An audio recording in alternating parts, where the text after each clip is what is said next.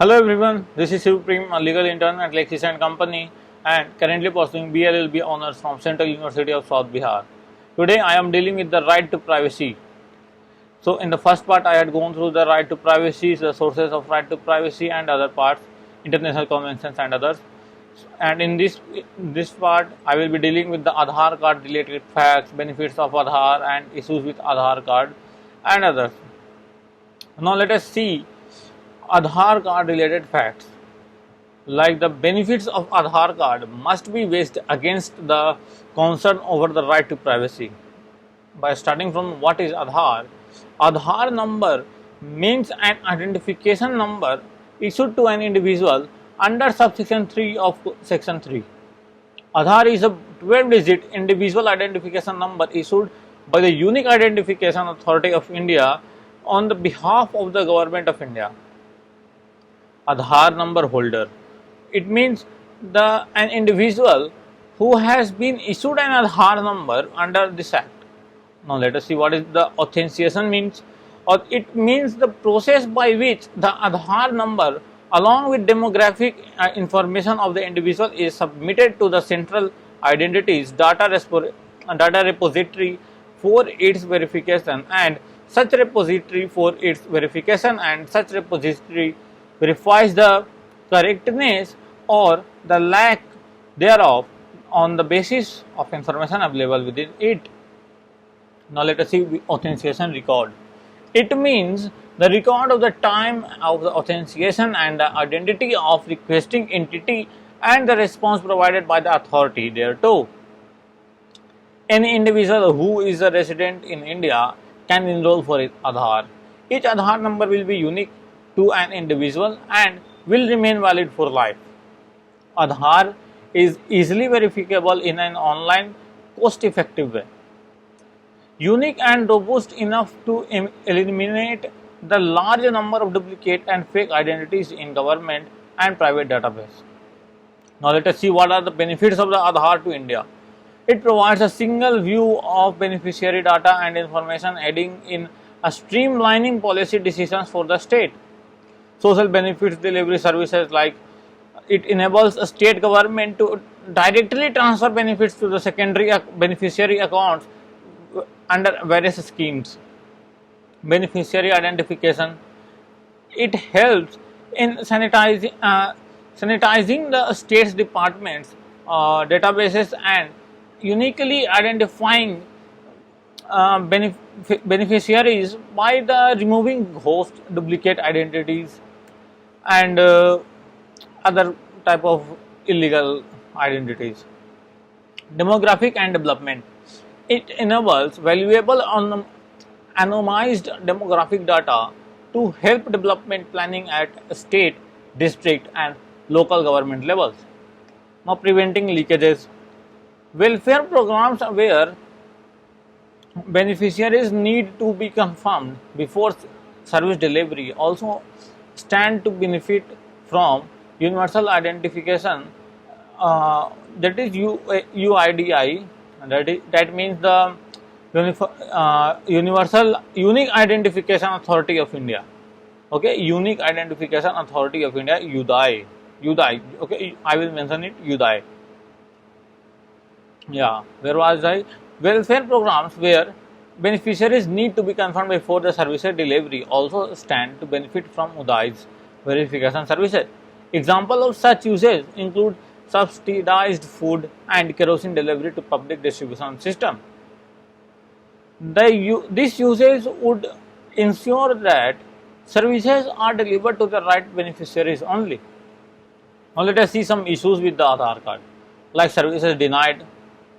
Many instances occurred in which government and its agencies have been found insisting of producing Aadhaar number as a precondition to avail benefits of public services. Exclusion. Laborers and poor people, the primary target of the Aadhaar processes, often do not have clearly defined fingerprints because of excessive manual labor. Even old people with dry hands have faced difficulties.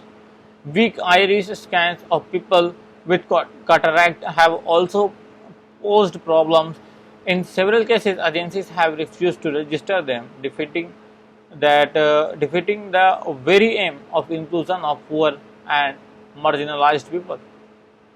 Now the third one is consent, that is no informed consent about the users to which the data will be subjected. Exit opinion, the absence of an exit opinion to get out of UDI database. Let us see some privacy concerns and violation of rights, like the no statutory backing.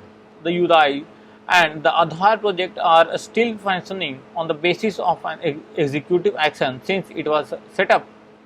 The Supreme Court, while delivering judgments in various cases relating to state surveillance and privacy, has always emphasized that any action of the government must be backed by a formal statute or legislation. Second one is wide mandate.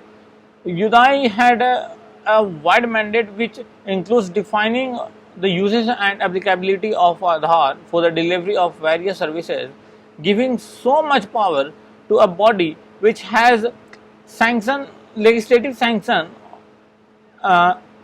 is indeed unpredicted and extremely worrying.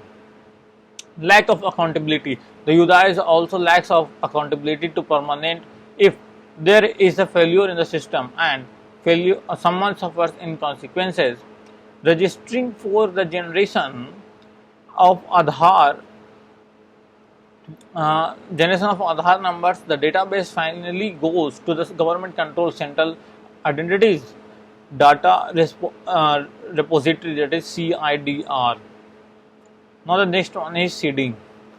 This is about the introduction of Aadhaar number into different databases. Once the number is seeded in the various database, it makes convergence of personal information remarkably simple. So, if the number is in the gas agency, the bank, the ticket, the ration card, the voter ID card, the medical records, and so on, the state as also others who learn to use what is called as ID platform can see the citizen at will. Now let us see the lesson of right.